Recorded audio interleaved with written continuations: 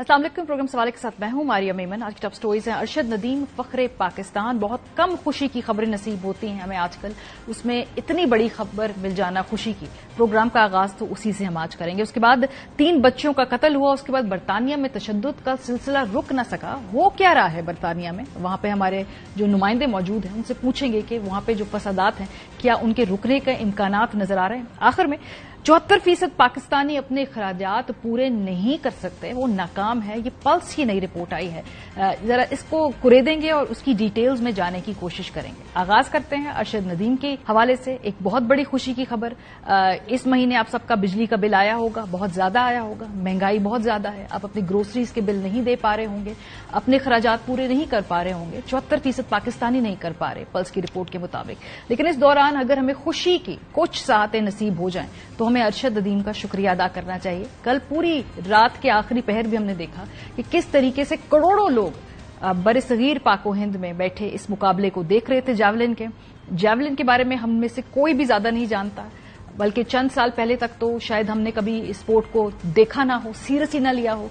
लेकिन नीरज चोपड़ा और अरशद नदीम का शुक्रिया अदा करना चाहिए कि किसी और खेल में भी इतना ग्लैमर पैदा कर दिया, इतना इंटरेस्ट पैदा कर दिया कि पाकिस्तानी और भारतीय रात के 12 बजे भी बैठकर उस मुकाबले को देख रहे हैं। इस साल के बाद अरशद नदीम ने जब ये तमगा जीता तो कुछ पल के लिए हमें लगा कि सब कुछ शायद ठीक हो जाएगा।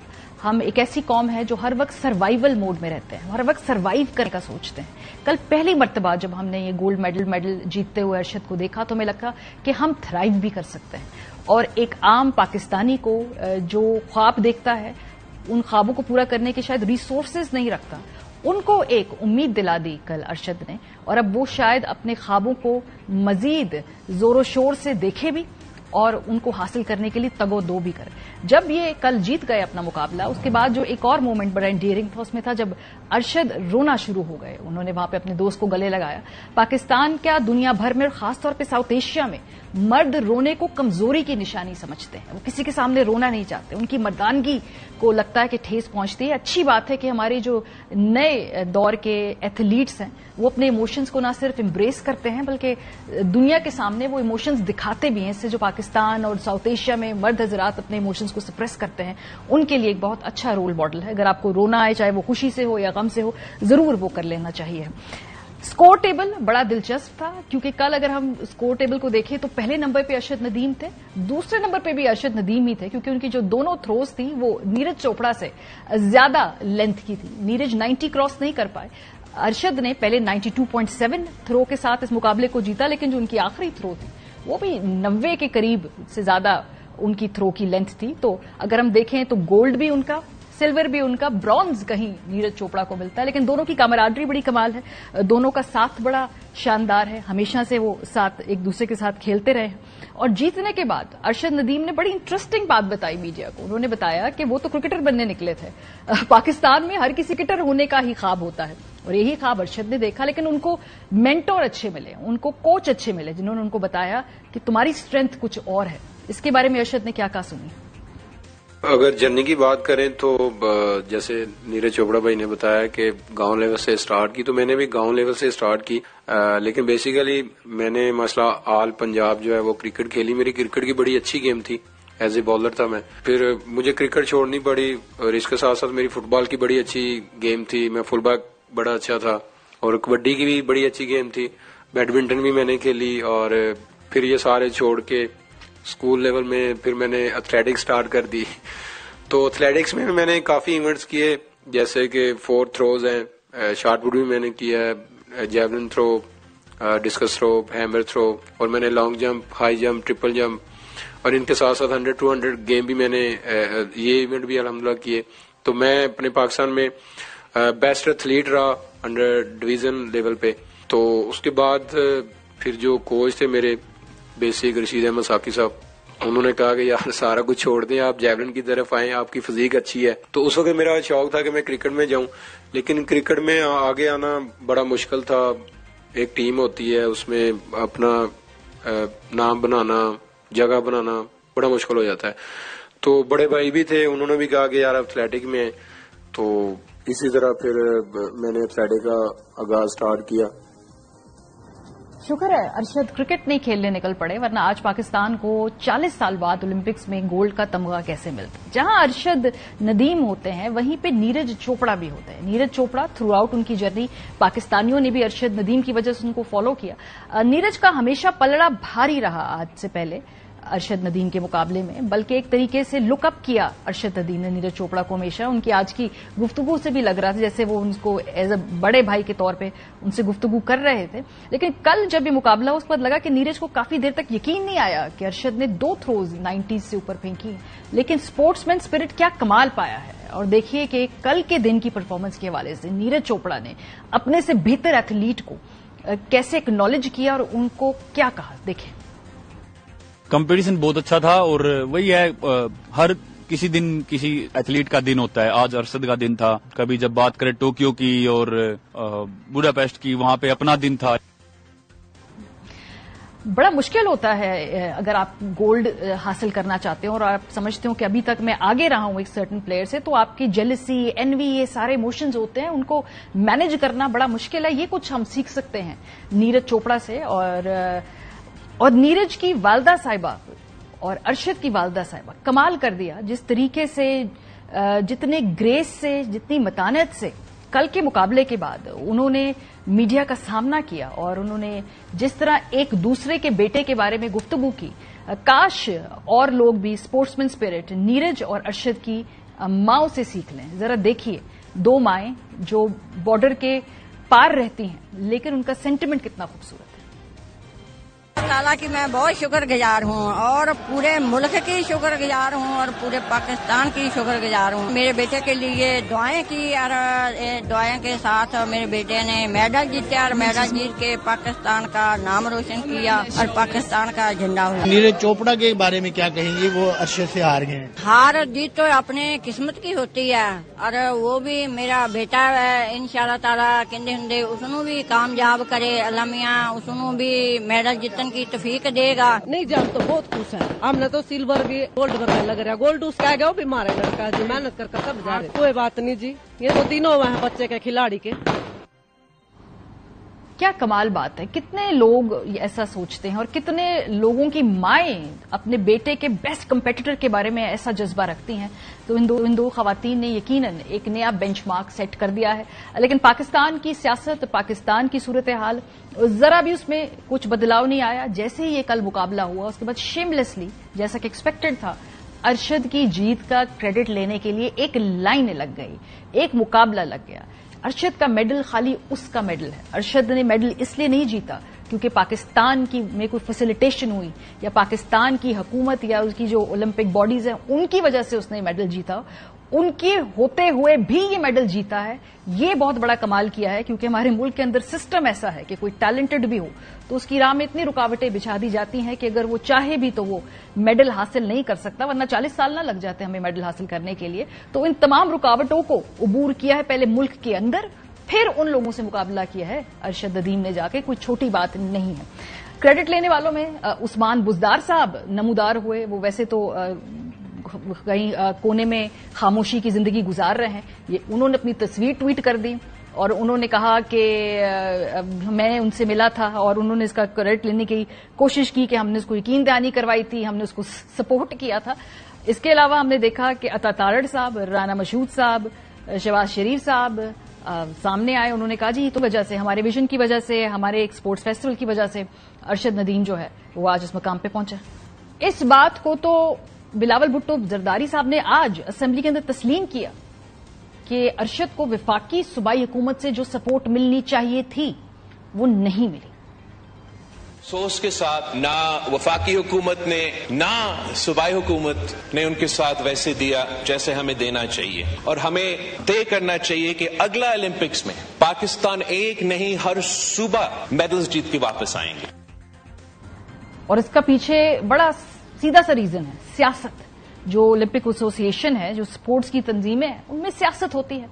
ये ख्वाजा आसिफ साहब ने आज इस ऐवान में खड़े होकर कहा, उन्होंने कहा कि इतनी सियासत तो सियासतदान नहीं करते जितने ओलंपिक और स्पोर्ट्स बॉडीज के अंदर होती हैं।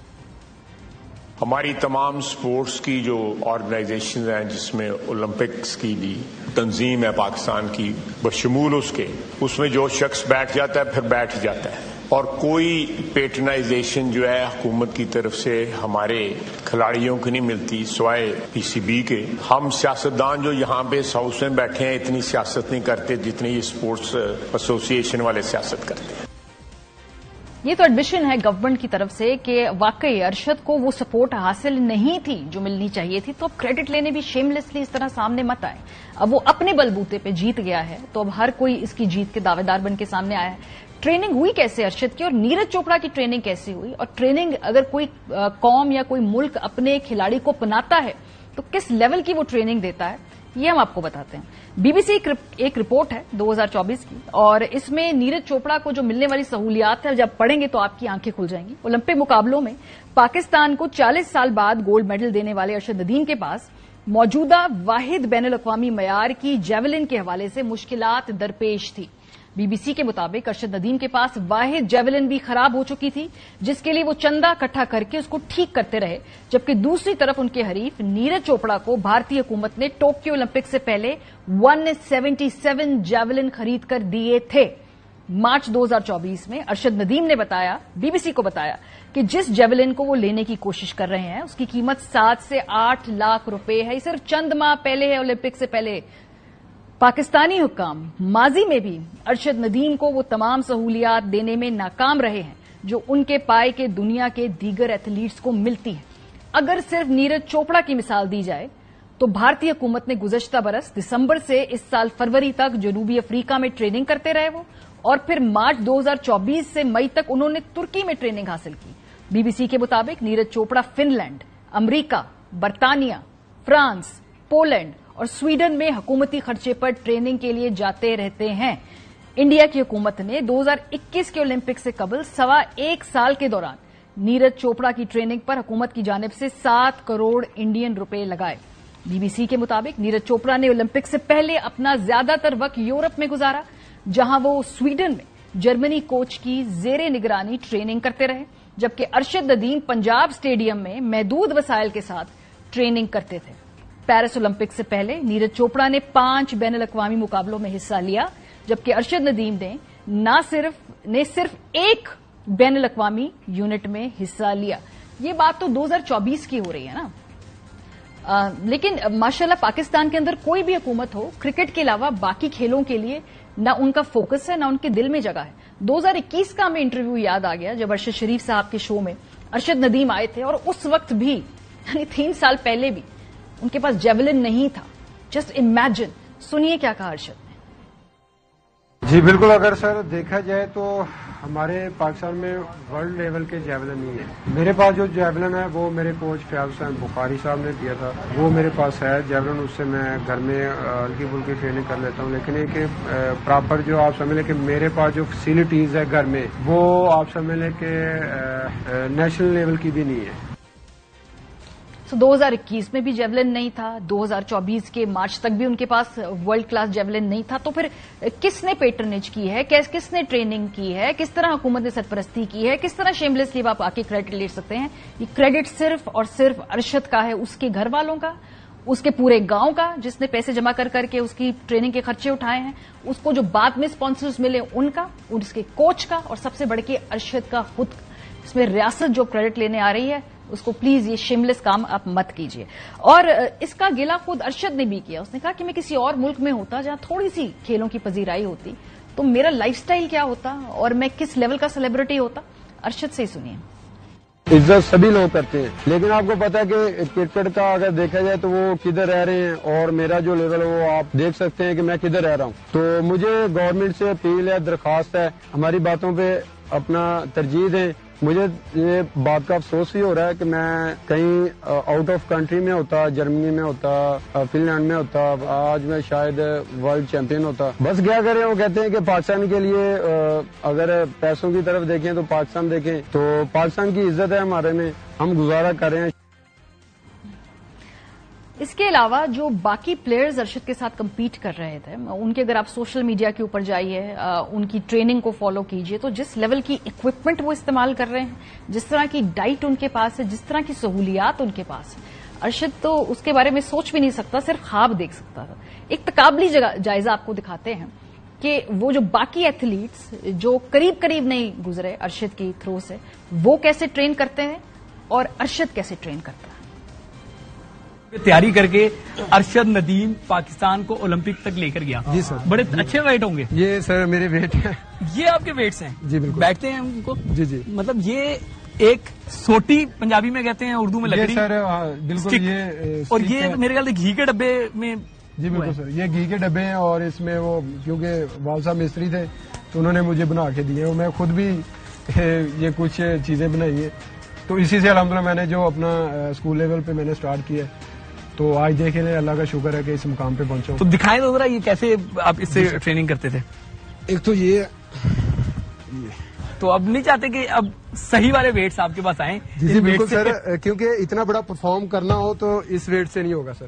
اچھا. اور وہ نیزہ اگر آپ مجھے دکھائیں جس نیزے سے آپ نے شروع کیا اور سارے معاملات کو.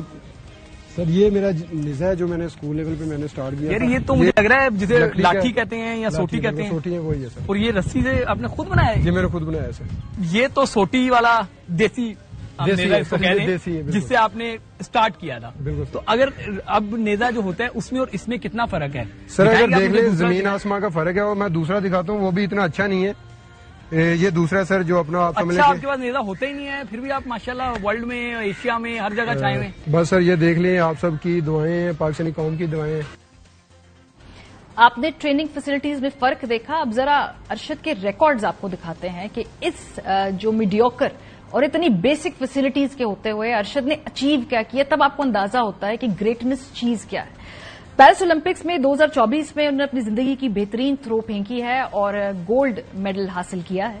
اس سے پہلے 2023 میں عالمی ایتھلیٹک چیمپئن شپ میں انہوں نے چاندی کا تمغہ حاصل کیا.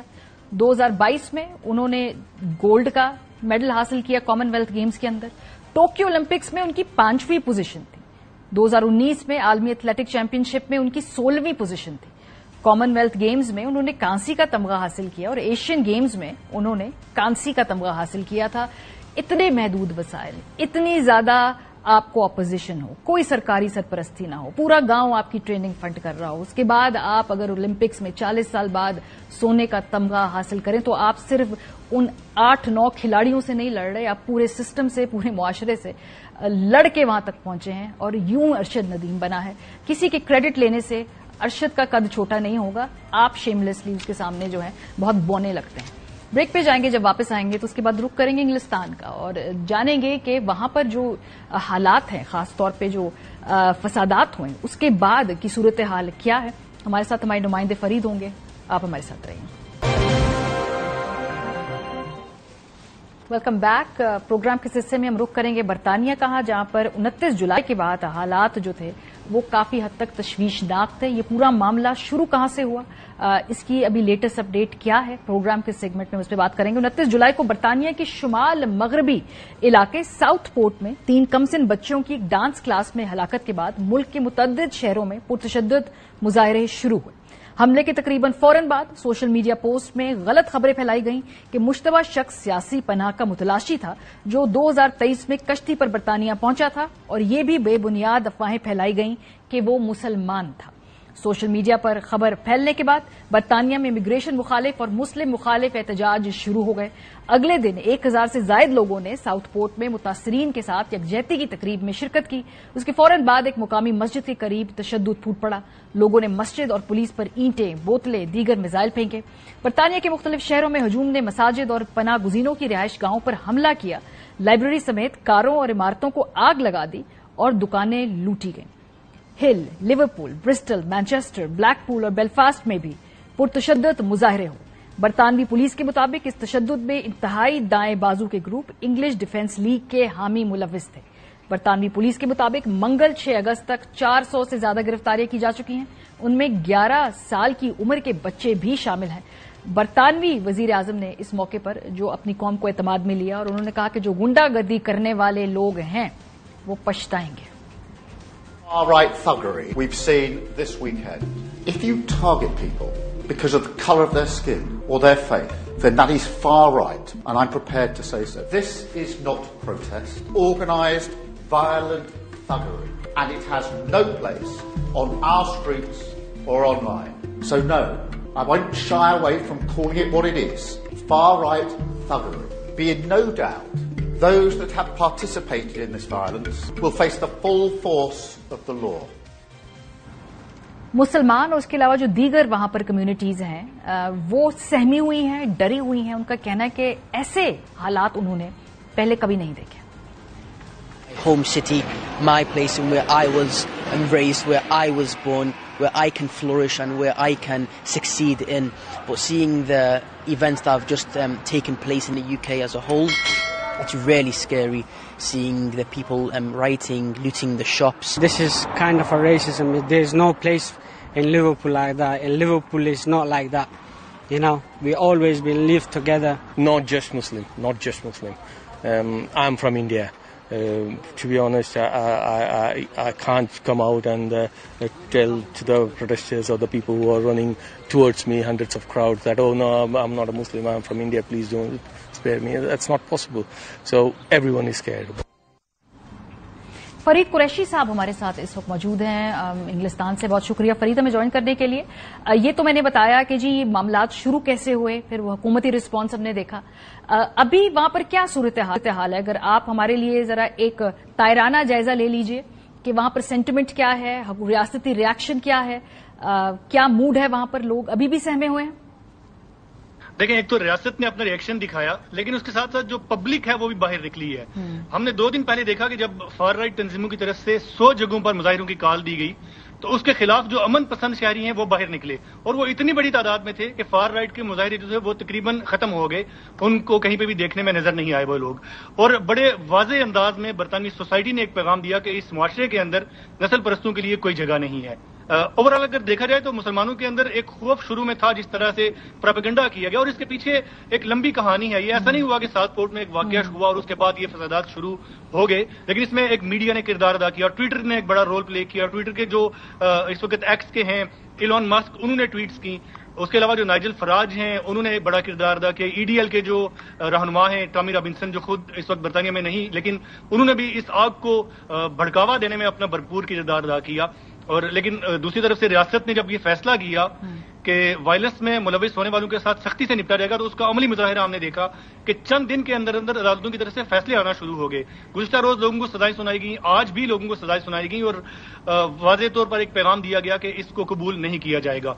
अब अगर देखा जाए तो बरतानिया के अंदर जो बच्चों की हलाकत है, इससे पहले भी इस तरह के वाकयात हुए। पिछले साल एक खातून थी नर्स जो सफेद फार्म थी, जिन्होंने 7 बच्चों को कत्ल किया, लूसी लेटबी उनका नाम था, उन्हें सजा हो चुकी, लेकिन उनके खिलाफ कोई मुजाहिरे हमें देखने को नहीं मिले।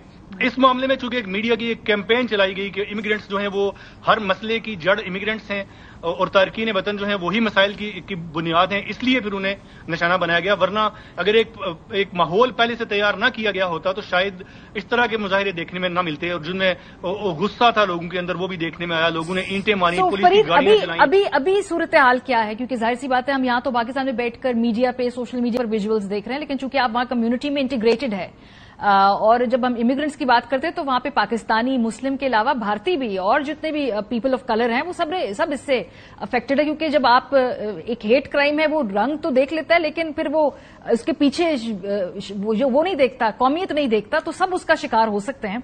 अभी वहां पर क्या हालात हैं? अब कुछ काम डाउन हुआ है, लोग थोड़ा महफूज जी अब बिल्कुल जब से ये सजाएं शुरू हुई और लोग बाहर निकले और उन्होंने बताया कि हम नस्ल परस्ती के खिलाफ हैं, उसके बाद माशरे के अंदर थोड़ी सी अब काम डाउन देखने में आई हैं चीजें, और अब उस तरह के वाकयात भी दोबारा से मुजाहिरे नहीं मिले देखने को। मस्जिदों के अंदर पुलिस ने विजिट किया, मसाजिद के इमामों से मिले, उन्हें बताया कि रियासत आपके साथ है। मुआशरे से लोग गए, मुख्तलिफ जो कम्युनिटीज के पॉलिटिशियन थे उन्होंने विजिट्स किए। प्राइम मिनिस्टर खुद एक मस्जिद के अंदर गए और उन्होंने मुसलमानों से कहा कि हम इस मुआशरे में नस्ल परस्तों को नहीं पनपने देंगे। तो इस वाज़ेह रियासत के सोसाइटी के रवैये के बाद ये देखने में आया है कि चीजें जो है वो अब बेहतर हो रही हैं, और एक जो खौफ की फजा थी वो कम हो रही है। और ये भी देखा जाए कि जिन इलाकों के अंदर मुसलमान थोड़े कम हैं वहां पे ये ज्यादा फसादात देखने को मिले। लंदन कैपिटल है, लंदन के अंदर जो इमिग्रेंट्स हैं उनकी तादाद बहुत ज्यादा है परसेंटेज के हिसाब से, 40% से ज्यादा इमिग्रेंट्स हैं यहाँ पे। यहाँ पे इस तरह के वाकयात देखने को नहीं मिले। कहीं पे इक्का दुक्का कोई मुजाहिरे आए, लोगों ने कोई रिएक्शन दिया थोड़ा सा, लेकिन बड़े पैमाने पर जो नॉर्थ में चीजें देखने में, संदरलैंड में, लिवरपूल में, रादरम में, इमिग्रेशन सेंटर्स के बाहर मुजाहिरे हुए, उस तरह की चीजें यहाँ पे नहीं थी। लेकिन ओवरऑल बर्तानिया के अंदर अब चीजें बेहतर हो रही हैं और एक जो शरपसंद अनासर हैं उन्हें भी पता चल गया कि हम बचने वाले नहीं। एक जो शख्स को सजा दी गई उसकी उम्र 69 बरस है, उसको भी नहीं बख्शा गया और उससे 32 महीने की कैद की सजा दी गई और अदालतें जो है फौरी तौर पर उन्होंने भी अपना काम शुरू कर दिया, जिसकी वजह से चीजें बेहतर हो रही हैं। बहुत शुक्रिया फरीद कुरैशी। हमें अपडेट ब्रेक पे जाएंगे, जब वापस आएंगे तो काशिफ हफीज सिद्दीकी साहब हमारे साथ होंगे। पल्स का जो एक नया सर्वे आया है, ये सर्वे इन्होंने करवाया, इनकी कंसल्टिंग फर्म ने करवाया, जरा उनसे पूछेंगे कि सर्वे की डिटेल्स क्या है। ब्रेक के बाद हमारे साथ रहिए।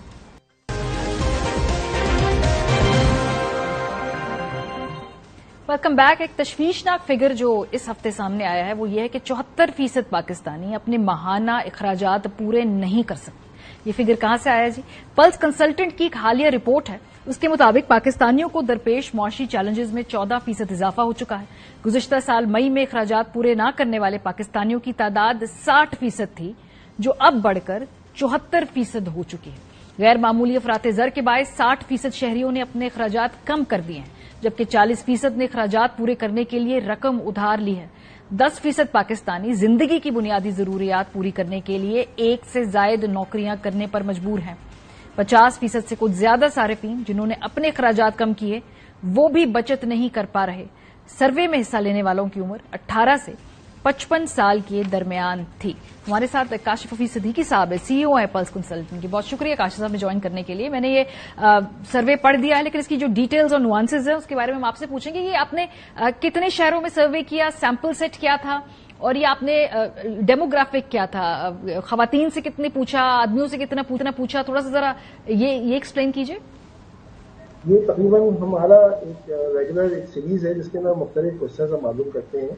ये तकरीबन 1200 से 1300 लोग होते हैं, उनको हर महीने में हम 2 दफा कॉल करते हैं और ये पूरे पाकिस्तान के 12 बड़े शहर होते हैं और ये 12 बड़े शहर जो है वो तकरीबन पाकिस्तान की 60% टोटल अर्बन पॉपुलेशन को जो है वो रिप्रेजेंट करते हैं।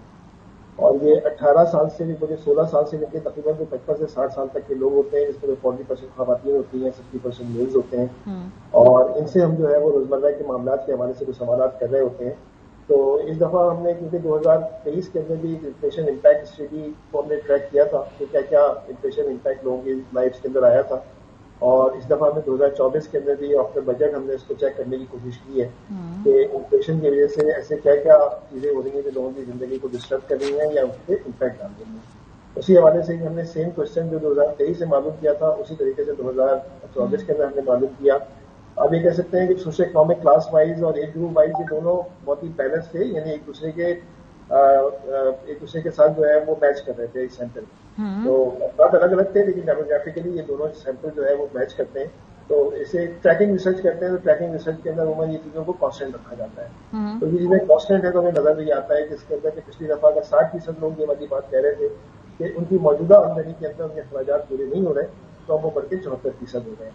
तो ये एक अलार्मिंग सी बात है। और इसमें फिर आपके अपना टेक अवे क्या है? जो मिडिल क्लास है पाकिस्तान की वो कितनी श्रिंक हुई है, और अगर क्या मिडिल क्लास बची भी है? देखिए असल में इसमें ज्यादा देखिए पाकिस्तान के हाउस होल्ड की एक खैरियत है। पाकिस्तानी हाउस होल्ड में एक 6 से 6.5 लोग एक घर के अंदर होते हैं एवरेज। तो इसके अंदर अमूमन जो है वो हमारे यहाँ 3 अफराद के ऊपर एक कमाने वाला होता है। तो एक ऑन एन एवरेज जो है वो एक घर के अंदर प्लस माइनस 2 लोग जो है वो कमाने वाले होते हैं। हाउस होल्ड बड़ा भी होता है, रूरल एरिया में ज्यादा बड़ा होता है, अर्बन एरिया में कम होता है। तो जब ये 2 लोग होते हैं तो एक तरह से आप ये कहें कि घर की ओवरऑल इनकम जो है वो कोई 50-60 हजार 40-50 हजार तक जो है वो चली जाती है गरीब घरानों की। अमीर घरानों में तो अमूमन इससे ज्यादा हो जाता है। तो जो इसका इम्पैक्ट है वो ये है कि असल में जैसे आप ये कहें कि 2-3 चीजों में जिंदगी को बहुत डिस्टर्ब किया है। एक तो इलेक्ट्रिसिटी बिल जिसका भी आप जिक्र कर रही थी, उसमें जो है वो बहुत ज्यादा इन्फ्लेशन के ऊपर जो है वो इम्पैक्ट डाला है। वैसे तो गवर्नमेंट के नंबर हैं वो हमें नजर ही आते हैं कि शायद लास्ट ईयर 32-34% थी और इस दफा वो कम होकर इन्फ्लेशन ओवरऑल 12-14% है। लेकिन अगर आप फूड इन्फ्लेशन के ऊपर देखेंगे तो फूड इन्फ्लेशन तकरीबन 100% है।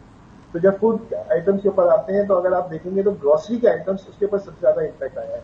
اور ظاہر بات ہے لوگوں نے جو ہے وہ برانڈس چینج کر دیے ہیں. پہلے اگر مہنگے برانڈس لیتے تھے تو کچھ سستے برانڈس دیے ہیں, زیادہ لیتے تھے تو کچھ کم کر دیا ہے.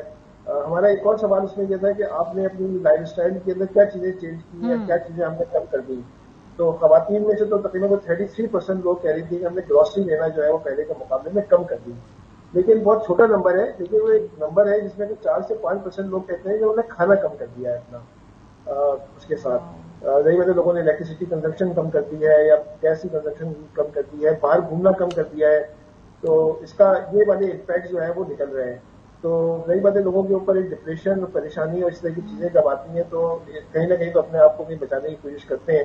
لیکن یہ اس کے اندر کیونکہ ایک اور چیز جو ہے جسے آپ کہیں گے جب فیول مہنگا ہوتا ہے اور یہ لوگ کہتے ہیں کہ ہم نے فیول کی کنزمپشن کم کر دی, تو اس کا مطلب یہ ہے کہ موٹر سائیکلیں بھی کہیں ادھر ادھر نکل جاتے تھے کہیں قریب کے اندر, تو انہوں نے بھی زیادہ بند کر دیا ہے, وہ گھر کے اندر ہے. اور ایجوکیشن پہ کاشف صاحب, بیکاز ایجوکیشن بہت امپورٹنٹ ہے, اس پہ کیا امپیکٹ پڑا ہے ایک سال؟ اب ہم ایسی ایک کوالٹیٹیو ریسرچ کر رہے تھے تو ہمیں پتہ ہی چلا کہ کوئی تقریباً 25 یا 30 روپے کی تو ایک پینسل ہو گئی ہے.